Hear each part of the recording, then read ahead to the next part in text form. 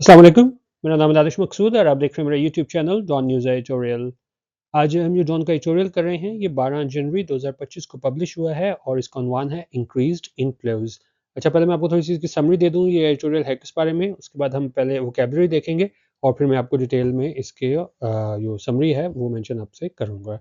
अच्छा, बेसिकली ये एडिटोरियल इस हवाले से है कि इजाफा हुआ है इनफ्लोज का, और ये इनफ्लोज किसकी बात हो रही है? रेमिटेंसेस की, कि जो पाकिस्तानी बाहर गए हुए हैं वो जो हैं वापस पैसे भेजते हैं पाकिस्तान में, तो उसमें बहुत ज़्यादा इजाफा हुआ है। अगर मैं आपको इसका थोड़ा डेटा दे सकूँ, तो जुलाई से लेके अब तक इस माली साल में 17.8 बिलियन डॉलर्स जो है ना वो अब तक आए हैं रेमिटेंसेस की फॉर्म में। ठीक है, और इन 6 महीनों में जुलाई आप उसे लेके 24 से लेके दिसंबर 24 तक, और अगर हम इसका मुवाजना करें उसे एक साल पहले तक, तो वो कितना आया था हमारे पास? 13.4 बिलियन। तो अब यहाँ से आप देख सकते हैं तकरीबन 4 बिलियन डॉलर से ज़्यादा का जो है ना वो इजाफा हुआ है रेमिटेंसेस की फॉर्म में, जिसकी वजह से जो है ना वो थोड़ी स्टेबिलिटी मिली है हमारी इकोनॉमी को। तो उस हवाले से एडिटोरियल है, इसमें हम डिटेल से हम देखेंगे कि ये रेमिटेंसेस हैं, कि ये तो मैंने आपको बता दिया कि कितनी ग्रोथ हुई है, फिर कहाँ-कहाँ से पैसे आए, फिर हम वो चीज़ देखेंगे, और फिर हम देखेंगे कि किस वजह से ये इजाफा हुआ है, और फिर लास्ट में हम देखेंगे कि ये जो रेमिटेंसेस में इजाफा है, इससे क्या वाक़ई इकॉनमी को बूस्ट मिल सकता है, या एक ये टेम्परेरी अरेंजमेंट है और हमें कुछ और करना पड़ेगा। इन सारी चीज़ों को हम डिटेल से देखेंगे। पहले जो मीनिंग्स हैं एडिटोरियल में जो मुश्किल वर्ड हैं उसको हम देख लेते हैं।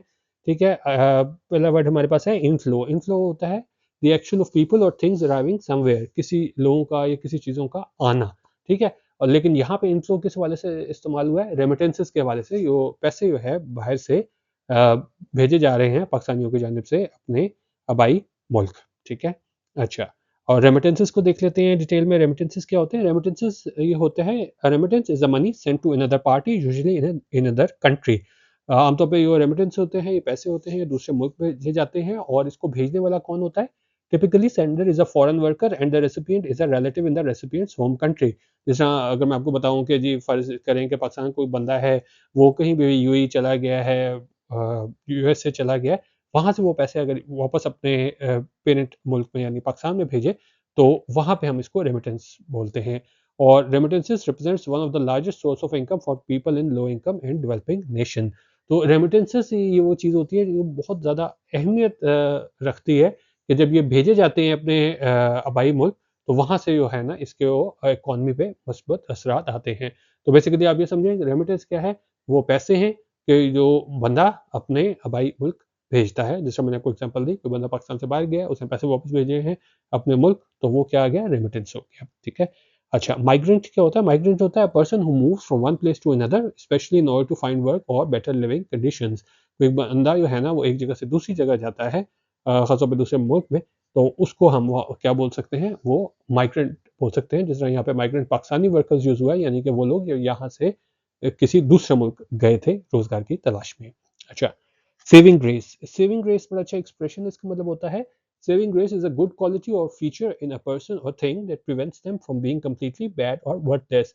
कोई एक ऐसी चीज़ जो हो, आप कह लें कोई एक ऐसी चीज़ या एक फीचर किसी शख्स में या किसी चीज़ में ऐसा हो जो बाकी जो चीज़ें हैं वो बिल्कुल ख़राब हों, लेकिन एक कोई इसमें अच्छी क्वालिटी हो जाए, कोई एक अच्छा फीचर हो जाए, तो हम कहते हैं वो सेविंग ग्रेस है। जैसे एग्ज़ाम्पल देखें, her one her one saving grace is her sense of humour, कि बाकी उसकी जो है शख्सियत उसमें हज़ार खराबियाँ होंगी, मसले होंगे, लेकिन उसका एक ही सेविंग ग्रेस ये है, वो है सेंस ऑफ ह्यूमर, यानी कि बाकी बेशक खराब चीज़ें हों, लेकिन ये जो एक चीज़ है, ये इसमें अच्छी बात है कि इसका सेंस ऑफ ह्यूमर अच्छा है। ठीक है? एक और सेंटेंस देखें, it is expensive but the machine saving grace is it's ease of operation. मतलब ये महँगा है, लेकिन जो मशीन है वो महँगी है, but the machine saving grace, लेकिन इसका सेविंग ग्रेस क्या है? कि ईज़ ऑफ ऑपरेशन, कि इसको ऑपरेट करना बहुत आसान है। तो ठीक है, ऊपर वाली एग्ज़ाम्पल में भी देखें कि वो बहुत बुरी होगी, लेकिन एक सेंस ऑफ ह्यूमर उसका सेविंग ग्रेस है, और दूसरे उसमें मशीन बहुत महँगी है, लेकिन उसमें अच्छी बात क्या है कि उसका ईज़ ऑफ ऑपरेशन है, कि वो अच्छे तरीके से आसानी से ऑपरेट हो सकती है। ठीक है? तो ये सेविंग ग्रेस हमने यूज़ किया है। Painfully slow.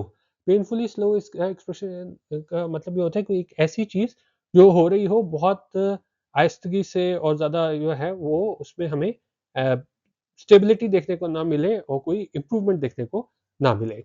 स्टैग्नेटिंग, स्टैग्नेटिंग होता है कोई चीज़ रुकी हुई है। आपने बड़ी दफ़ा सुना होगा स्टैग्नेंट वाटर, जिस तरह बारिश के बाद पानी खड़ा हो जाता है तो stagnant water.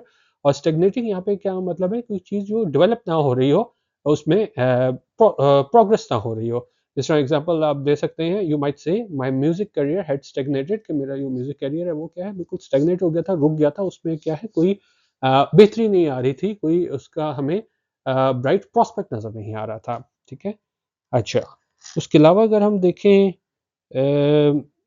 Push import based consumption, इसका मतलब होता है कि ऐसी स्ट्रेटजी जो गवर्नमेंट की जानिब से यूज़ की जाती है ताकि बढ़ावा दिया जा सके ग्रोथ को। किस तरीके से? By encouraging citizens to import more goods and services. ठीक है? अच्छा, और हम इसमें इम्पोर्टेंट जो वोकैबुलरी है वो होता है क्लैम्प डाउन। क्लैम्प डाउन हमारे पास होता है कि फ्रेजल वर्ब है, इसका मतलब होता है कि जब आप स्ट्रिक्ट एक्शन लेते हो किसी हार्मफुल एक्टिविटी को रोकने के लिए या अनवांटेड एक्टिविटी को रोकने के लिए। फॉर एग्जांपल आप क्या कह सकते हैं, the police are clamping down on speeders, कि पुलिस क्लैंप डाउन कर रही है, उनके खिलाफ स्ट्रिक्ट एक्शन ले रही है, उन लोगों के खिलाफ ये क्या है, स्पीडिंग कर रहे हैं। ठीक है? अच्छा, और उसके अलावा अगर हम देखें स्टेम, स्टेम करने का मतलब होता है स्टॉप और restrict the flow of something, किसी चीज को रोकना।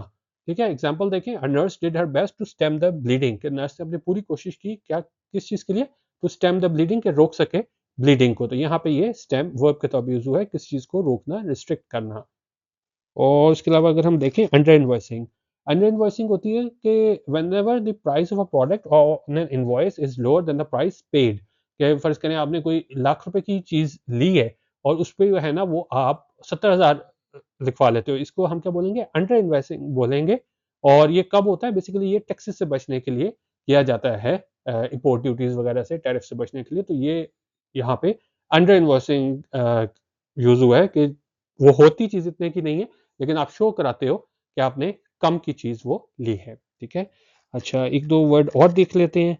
बाकी आप लोग ये भी बता दीजिएगा वोकैबुलरी ज़्यादा कम वर्ड्स होने चाहिए कि ज़्यादा बताने चाहिए। ठीक है? मुझे तो जो मुश्किल लगे थे वो मैंने मार्क किए, तो आप बाकी मुझे बता दीजिएगा। एक एक वर्ड और देख लेते हैं, फिर हम डिटेल से एडिटोरियल को देखेंगे। स्क्वांडरिंग, स्क्वांडरिंग का मतलब होता है किसी चीज़ को आप वेस्ट करना। ठीक है? बिल्कुल रेकलेस और फुलिश मैनर में। वेस्ट समथिंग स्पेशली मनी और time in a reckless and foolish manner. Example देखें, 100 million pound of tax payers money has been squandered on administering the tax, के 100 मिलियन जो थे टैक्स पेयर्स के पैसे, उनको स्क्वांडर कर दिया गया है, ज़ाया कर दिया गया है, किस चीज़ हवाले से? On administering the tax. तो ये कुछ वर्ड्स थे जो मैंने यहाँ पे मीनिंग्स जिनका लिखा था। अब हम डिटेल से जो है ना वो एडिटोरियल को देखते हैं। अब कह रहा है इंक्रीज्ड इन्फ्लुएंस। इंक्रीज्ड यहाँ पे पास्ट पार्टिसिपल एडजेक्टिव के तौर पे यूज हुआ है कि कोई एक ऐसी चीज जिसका बड़ा होना। ठीक है? और क्या चीज बड़ी है? वो इन्फ्लोज बढ़ रहे हैं, और इन्फ्लोज मैंने वो बता दिया। यहाँ पे इन्फ्लोज यूज हुआ है रेमिटेंसेस के मानों में, कि जी जो रेमिटेंसेस हैं उनका जो इन्फ्लो है वो बड़ा है। रेमिटेंसेस हमने देख लिए थे कि क्या होते हैं, कि जहाँ से वो बंदा बाहर जाता है और पैसे वापस भेजता है, वो रेमिटेंसेस होते हैं। तो उस हवाले से ये कह रहा है कि जी remittances sent home by migrant Pakistani workers have been a saving grace for the country's faltering economy for the last 2 decades। उन्होंने कहा remittances sent home by migrant Pakistani workers, के जो पैसे जो भेजे गए हैं उन पाकिस्तानी वर्कर्स की जानिब से और यहाँ से किसी दूसरे मुल्क गए थे, have been a saving grace। वो क्या रहे हैं? सेविंग ग्रेस रहे हैं, कि और किसके लिए रहे हैं? जो हमारे मुल्क की फॉल्टरिंग इकॉनमी है, कि एक ऐसी इकॉनमी, एक ऐसी मीशत जो क्या है डिफिकल्टीज को फेस कर रही है, जो क्या है स्टेबल नहीं है for the last 2 decades. Decades होता है 10 साल, तो 2 डेकेड्स मतलब 20 साल, के 20 सालों से रेमिटेंसेस हैं जो भेजे जाते हैं वापस घर माइग्रेंट पाकिस्तानी वर्कर्स की जानिब से। ये एक सेविंग ग्रेस है हमारी इकॉनमी के लिए। वैसे तो इकॉनमी में बहुत मुश्किलात हैं, लेकिन ये सिर्फ वाहिद चीज़ आप कह लें कि ये सेविंग ग्रेस है रेमिटेंसेस, जिसकी वजह से हमारी इकॉनमी को थोड़ा बूस्ट मिलता है, थोड़ी ग्रोथ मिलती है। विद एक्सपोर्ट, और ये जो शुरू में मैंने आपको मीनिंग्स बताए थे वो इसलिए मैंने डिटेल से बता दिया था ताकि आपको यहाँ पे समझने में ज़्यादा आसानी हो। With export revenues growing at a painfully slow pace, उनका के साथ ही जो एक्सपोर्ट रेवेन्यूज हैं, ठीक है, वो growing at a painfully slow pace, के वो हमें जो है बड़े मतलब आप कह लें कि पेनफुली स्लो। यहाँ पे क्या था कि कोई एक ऐसी चीज़ जो कि हो रही हो बहुत कम स्पीड में, यानी कि एक्सपोर्ट रेवेन्यूज हमारे पास ज़्यादा नहीं आ रहे, तो उस सूरत हाल में वो है। And often stagnating for years in between, और कई तो दफ़ा सालों लग जाते हैं कि हमें जो है ना वो एक्सपोर्ट रेवेन्यू ज़्यादा आते नहीं हैं and foreign capital investment inflows drawing, और जो फॉरेन कैपिटल और इन्वेस्टमेंट इनफ्लोज है वो भी क्या है, ड्राइंग कर रही है, यानी कि आ नहीं रहे ज़्यादा, ठीक है, बहुत ज़्यादा कमी है। तो इन सारी सूरत हाल में क्या हुआ है, successive governments have relied on remittances to push import based consumption to boost growth. तो इस सारी सूरत हाल में जो सक्सेसिव गवर्नमेंट थी, एक के बाद एक आने वाली गवर्नमेंट थी, उन्होंने रिलाई किया है, उन्होंने इंहिसार किया है रेमिटेंसेस पे, बाहर से आने वाले पैसों पे, किस हवाले से, to push import based consumption, ताकि जो है ना वो ये स्ट्रेटजी इस्तेमाल की जा सके गवर्नमेंट की जानिब से, ताकि इंकरेज किया जाए सिटीजन को कि वो इम्पोर्ट करें ज़्यादा गुड्स और सर्विसेज। और ये सारी चीज़ें सक्सेसफुल गवर्नमेंट की जानिब से किस लिए यूज़ की गई हैं, ताकि वो बूस्ट किया जा सके ग्रोथ को, ठीक है। Thus, even a tiny increase in cash sent home by overseas Pakistanis can always be a moment for celebration। इसलिए उन्होंने कहा कि इवन थोड़ी सी थोड़ा भी जो है ना इजाफा हो उस कैश में जो भेजा जाए बाहर गए हुए पाकिस्तानियों की जानिब से, वो एक मोमेंट फॉर सेलिब्रेशन है, वो एक खुशी का आप कह लें मकाम है, ठीक है, सेलिब्रेशन की वजह बनता है। The ongoing fiscal year has proved to be exceptional for remittances, with inflows soaring by a third to a record level of 17.8 billion in the first half of the year to December from 13.4 billion a year ago। ठीक है, अब ये पूरा सबसे important जो तीन लाइनें हैं पूरे एडिटोरियल की, वो ये हैं कि जो मौजूदा फिस्कल ईयर है, फिस्कल ईयर क्या है, 1 जुलाई से स्टार्ट होता है, 30 जून को ख़त्म होता है, तो अब तक के लेके आप कह सकते हैं 1 जुलाई से अब तक जो 6 महीने गुजरे हैं, जुलाई, अगस्त, सितंबर, अक्टूबर, नवंबर, दिसंबर, वो साबित हुआ है एक्सेप्शनल, गैर मामूली, किस हवाले से, रेमिटेंसेस के हवाले से, विद इनफ्लो सोरिंग, के जो इनफ्लोज थे, जो पैसे आए थे रेमिटेंसेस के फॉर्म में, वो बढ़े हैं बाय अ थर्ड। सोर करना होता है बढ़ना। और वो कहाँ तक पहुंचे हैं, 17.8 बिलियन हमें मिले हैं रेमिटेंसेस की फॉर्म में first half of the year में, दिसंबर तक। और ये इसी, अगर हम इसको कॉरेस्पॉन्डिंग ईयर में देखें तो हमारे पास कितने पैसे आए थे, 13.4 बिलियन डॉलर एक साल पहले। This lends hope that the country will be able to meet the targeted inflows of $35 billion in remittances, far surpassing export earnings this year। और इस वजह से जो है ना वो होप मिलती है, उम्मीद मिलती है कि वो मुल्क है वो कामयाब हो जाएगा पूरा करने में, जो इसका टारगेटेड इनफ्लो है, कितने, $35 बिलियन का रेमिटेंसेस की फॉर्म में, और ये बहुत ज़्यादा सरपास कर जाएगा एक्सपोर्ट अर्निंग से this year. No wonder the prime minister has used this occasion to congratulate the nation. और उन्होंने कहा इसमें कोई हैरानी की बात नहीं कि प्राइम मिनिस्टर ने इस्तेमाल किया है इस ओकेजन को, इस मौके को, टू कांग्रेचुलेट द नेशन, कि उन्होंने नेशन को, कौम को मुबारकबाद दी है, and boast of his government success. और एक तरीके से उन्होंने फ़ख्र का इजहार किया है कि गवर्नमेंट की कामयाबी हुई है इस इकॉनमी को, मीशत को स्टेबलाइज करने में, while underlining the commitment of overseas Pakistanis to their country's development. और उस पर उन्होंने इस अहमियत का इजहार किया है, और उसमें उन्होंने अंडरलाइन की इस इम्पोर्टेंस उन्होंने बताई है कि वो कमिटमेंट है ओवरसीज़ पाकिस्तानीज़ की अपने मुल्क की डेवलपमेंट के सिलसिले में। तो ये सारा इन्होंने बताया है कि इतनी हमारे पास पैसे आए हैं इस 6 महीने में, और इसमें उन्होंने बताया है कि जो टारगेट है 35 बिलियन का, उसका हमने जो है वो हाफ जो है ना वो हमने पूरा कर लिया है, और इस पे शाबाशी जो है ना उन्होंने कौम को मुबारकबाद दी है, ठीक है। अच्छा, अब हम यहाँ पे देखते हैं कि ये तो सारी चीज़ें हो गई कि जी इतना जो है वो हमारे पास रेमिटेंसेस आए हैं। अब हम देखते हैं कि एक $4 बिलियन बढ़े हैं, तो कोई तो वजूहात होंगी जिनकी वजह से बढ़े हैं ना। अब हम वो वजूहात देखते हैं। The market players attribute the surge in remittances through former banking channels to numerous factors। और जो मार्केट प्लेयर्स हैं वो एट्रीब्यूट करते हैं, एट्रीब्यूट करना होता है कि आप कहते हो कि जी इस वजह से हुए हैं कि ये जो हमें इजाफा देखने को मिला है $4 बिलियन का रेमिटेंसेस की फॉर्म में, वो किस वजह से मिला है, ठीक है, वो जो बैंकिंग चैनल से हमारे पास पैसे आए हैं, तो न्यूमरस फैक्टर्स, और जो कई अवामिल थे जिनकी वजह से हमें ये $4 बिलियन का इजाफा देखने को मिला है। और उसमें क्या क्या चीज़ें हैं, उसमें clamp down on illegal currency trade है, जिस तरीके से वो आप कह लें कि जी जो एक्शन लिया गया इलीगल करेंसी ट्रेड पे, एंड स्मगलिंग टू अफगानिस्तान, जो स्मगल किए जा रहे थे पैसे करेंसी अफगानिस्तान, उस पर जो क्लैम्प डाउन हुआ है। और इसके अलावा जो stricter controls on exchange companies, इन पे जो कंट्रोल किया एक्सचेंज कंपनीज पे, एक ये वजूहत हैं जिनकी वजह से रेमिटेंसेस बढ़े हैं। एक्सचेंज रेट स्टेबिलिटी के हवाले से जो है ना वो भी वजह बनी हमारे रेमिटेंसेस के बढ़ने की, and increased labour migration specially young IT professionals from the country in recent years. और एक और वजह ये भी बनी कि यहाँ से बहुत ज़्यादा लोग गए, हमारे पास लोग माइग्रेट करके दूसरी जगह गए, खासतौर पर जो यंग आईटी प्रोफेशनल्स थे मुल्क से, हालिया सालों में, तो उस वजह से भी ज़ाहिर है जितने लोग यहाँ से बाहर जाएँगे तो उतने ही रेमिटेंसेस हमारे पास वापस आएँगे। तो ये बहुत ज़्यादा इंपॉर्टेंट चीज़ है कि आपको पता होना चाहिए कि कौन-कौन से अवामिल थे जिनकी वजह से हमारे पास रेमिटेंसेस में इज़ाफ़ा हुआ, उसमें ये सारी चीज़ें शामिल थीं। ठीक है? इसको आप हाइलाइट भी कर सकते हैं। ठीक है? अच्छा। और आगे अगर हम देखें, it is believed that remittances have a potential to grow to $60 billion a year if illegal currency trade is stemmed and customs controls strengthened against under-invoicing of imports by major traders from China, Dubai and elsewhere. उनका ये समझा जाता है कि remittances हैं उसमें potential ये है कि वो $60 बिलियन ईयर तक चले जाएंगे, क्योंकि देखें इस वक्त हमारे पास $35 बिलियन का टारगेट मिला है और हमने हाफ उसका अचीव कर लिया, लेकिन उन्होंने कहा कि जी ये समझा जाता है कि पोटेंशियल है रेमिटेंसेस का कि कितने पैसे हमारे पास इकट्ठे हो सकते हैं, $60 बिलियन एक साल में इकट्ठे हो सकते हैं। और शर्त क्या लगा रहा है, if illegal currency trade is stemmed, कि अगर जो है वो रोका जाए, गैर कानूनी करेंसी ट्रेड को उसको स्टेम किया जाए, उसको जो है वो रोका जाए, तो उसमें उन्होंने कहा कि ऐसा हो सकता है। And customs control strengthen against under invoicing of imports by major traders from China, Dubai and elsewhere, और जो कस्टम कंट्रोल है उनको मजबूत किया जाए, किनके अगेंस्ट, किनके खिलाफ, वो जो अंडर इन्वॉइसिंग ऑफ इंपोर्ट्स करते हैं मेजर ट्रेडर्स की, और वो कहाँ के होते हैं, चाइना, दुबई एंड एल्सवेयर। ठीक है? तो उससे जो है ना वो हमें बेहतर ही देखने को मिल सकती है। अच्छा, अब हम ये देखते हैं कि ये हमने देख लिया कि कितने बड़े रेमिटेंसेस किस वजह से बढ़े, हमने वो देख लिया। अब हम देखेंगे कि क्या इसका पॉजिटिव असर होता है कि नहीं रेमिटेंसेस पे, हम इसी पे खुश हो जाएं कि भाई रेमिटेंसेस बढ़ गए हैं, या हमें कुछ और करना होगा इकोनॉमी को स्टेबल करने के लिए। The increase in remittances is indeed a positive development for the economy, as these have been driving the current account surplus for the last several months, contributing significantly to exchange rate stability and improvement in the state bank's forex reserves in the absence of foreign direct investment, as well as meaningful bilateral and multilateral inflows.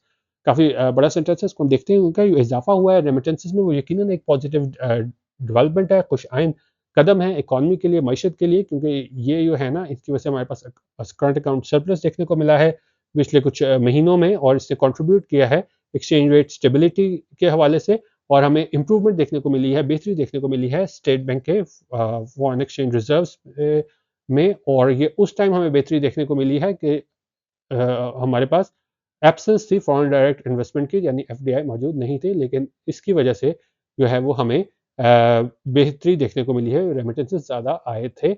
एक तो हमारे पास foreign direct investment नहीं थी, और साथ ही साथ जो है ना मीनिंगफुल बायलैटरल और मल्टीलैटरल इनफ्लो नहीं थे। ठीक है? दो तरफ़ा, यानी किसी बायलैटरल होता है दो तरफ़ा, और मल्टीलैटरल हो जाता है जिस तरह हमें जो पैसे आते हैं ना, जिस तरह वर्ल्ड बैंक की जानिब से आते हैं, या किसी दूसरे इदारे की जानिब से आ जाते हैं, या मुख्तलिफ मुल्कों का जो पैक्ट होता है वहाँ से आ जाते हैं, तो दो तरफ़ा ममालिक वहाँ से भी नहीं, और मल्टीलैटरल इन्फ्लोज भी नहीं है, और साथ हमारे पास जो है ना वो एफडीआई फॉरेन डायरेक्ट इन्वेस्टमेंट भी नहीं है। तो जब इन ये सारी चीज़ें मौजूद नहीं है, तो हमें जो रेमिटेंसेस हैं उसके आने से इकॉनमी को बहुत जो आप कह लें कि बूस्ट मिला है। लेकिन क्या कह रहे हैं, ये बड़ी इंपॉर्टेंट चीज़ है ये, but it is not a wise policy to rely on them for external account stability. लेकिन उनका ये आप कह लेंगे जी अक्लमंदाना फैसला नहीं होगा, पॉलिसी नहीं होगी कि हम रिलाई करें, इन्हिसार करें एक्सटर्नल अकाउंट स्टेबिलिटी के लिए, कि हाँ जी ठीक है रेमिटेंसेज आ रहे हैं तो एक्सटर्नल अकाउंट स्टेबिलिटी भी इस वजह से हो जाएगी। उनका ये कोई आप कह लें कि वाइज पॉलिसी नहीं होगी। Remittances have their downside as well, downside होता है नुकसानात। ठीक है? तो आप यही कही जो जी हर चीज़ बाहर से रेमिटेंस भेजते जाएंगे तो हमारी इकॉनमी बिल्कुल स्टेबल हो जाएगी, तो ऐसा ट्यूटोरियल में तनकीद की गई है कि भाई ऐसा बिल्कुल नहीं है। इसलिए रेमिटेंसेस की है वो डाउनसाइड भी होती है। और आगे किस तरह इस चीज़ को सपोर्ट कर रहा है, studies have shown that higher remittances boost consumption and imports, lead to decline in domestic manufacturing and exports, and make economies of recipient nations more vulnerable to global and regional economic crisis. उनका studies ने ये दिखाया है कि जो ज़्यादा remittances हैं वो कंजम्पशन को बढ़ाती हैं और इंपोर्ट्स को बढ़ाती हैं, और इसकी वजह से हमें डिक्लाइन देखने को मिलता है, गिरावट देखने को मिलती है डोमेस्टिक मैन्युफैक्चरिंग में और एक्सपोर्ट्स में। और जो इकोनॉमीज़ होती हैं हमारी रेसिपिएंट नेशंस की, जो ये रेमिटेंसेस हासिल करती हैं, वो मोर वल्नरेबल हो जाती हैं, वो ज़्यादा उनको खतरा लाक हो जाता है ग्लोबल और रीजनल इकोनॉमिक क्राइसिस को लेके। ठीक है? तो ये वजूहात बता रहे हैं कि किस वजह से ये चीज़ ठीक नहीं है, ख़ासतौर पे हमारे पास एक्सटर्नल अकाउंट स्टेबिलिटी के लिए रेमिटेंसेस सही नहीं है। No matter how favorable an impact these have on economic growth, remittances cannot be a substitute for exports and foreign private investment. उनका इससे कोई no matter how favorable an impact these have, कि उनका बेशक जितना मर्जी फेवरेबल यानी मस्बत impact हो, असर हो इकोनॉमिक ग्रोथ पे इन रेमिटेंसेस का, लेकिन क्या है, remittances can not be a substitute. Remittance जो है वो सब्स्टिट्यूट नहीं हो सकते, मतबादल नहीं हो सकते एक्सपोर्ट्स के लिए एंड फॉरेन प्राइवेट इन्वेस्टमेंट। ठीक है, तो हम ये नहीं कह सकते कि रेमिटेंसेस आ रहे हैं तो फिर ठीक है बेशक एक्सपोर्ट्स और फॉरेन प्राइवेट इन्वेस्टमेंट ना हो। तो उन्होंने कहा ये बिल्कुल भी बात ठीक नहीं है, ये सब्स्टिट्यूट निमल बदल नहीं हो सकते रेमिटेंसेस किस चीज़ के, एक्सपोर्ट्स के और फॉरेन प्राइवेट इन्वेस्टमेंट के, which increase domestic productivity and generate jobs. और क्यों वो कह रहा है कि रेमिटेंसेस निमल बदल नहीं हो सकते, क्योंकि अगर हमारे पास एक्सपोर्ट और फॉरेन प्राइवेट इन्वेस्टमेंट होती है तो फिर उसकी वजह से डोमेस्टिक प्रोडक्टिविटी में इजाफा होता है और जॉब्स क्रिएट जनरेट होती हैं। Moreover the quantum of remittances a country receives can never be protected. और दूसरी बात यह है कि ठीक है इस वो तो आपने ये $17 बिलियन आपके पास आ गए, लेकिन आप जो क्वांटम है ना, ये उसकी एग्जैक्ट आप हुजम कह लें कि कितनी तादाद में आएंगे पैसे, उसको हम प्रिडिक्ट नहीं कर सकते, क्योंकि ज़ाहिर है जब आपने बजट चलाना है अब तो आपको सारा पता होना चाहिए कि भाई इस महीने हमारे पास कितने पैसे होंगे, क्या होंगे, अब बाहर से लोग कितने पैसे भेज रहे हैं, आप उस तरह प्रिडिक्ट तो नहीं कर सकते ना, एक कैलकुलेटेड गेस ले सकते हो लेकिन प्रिडिक्ट नहीं कर सकते। Remittances represent hard-earned money by migrant Pakistanis that must be channeled into productive use for the country's social and economic development instead of squandering on imported luxuries.